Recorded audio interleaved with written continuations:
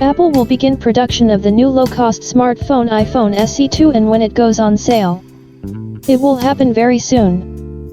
Sources of the publication from the number of suppliers of electronic components say that the assembly of the Air of the iPhone SE will begin in February, and the start of sales is scheduled for March.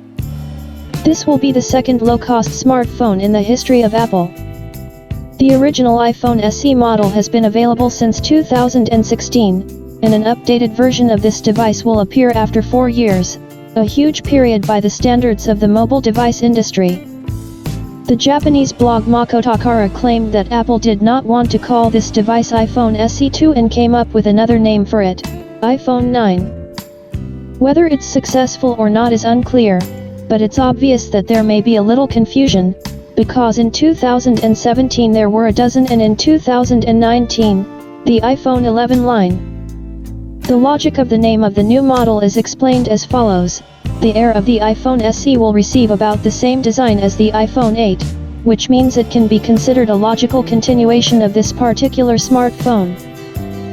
The iPhone SE2 is expected to receive a 4.7-inch LCD screen with a resolution of 750 x 1334 pixels, a top-end Apple A13 Bionic processor, 3 GB of RAM and a mid-level camera.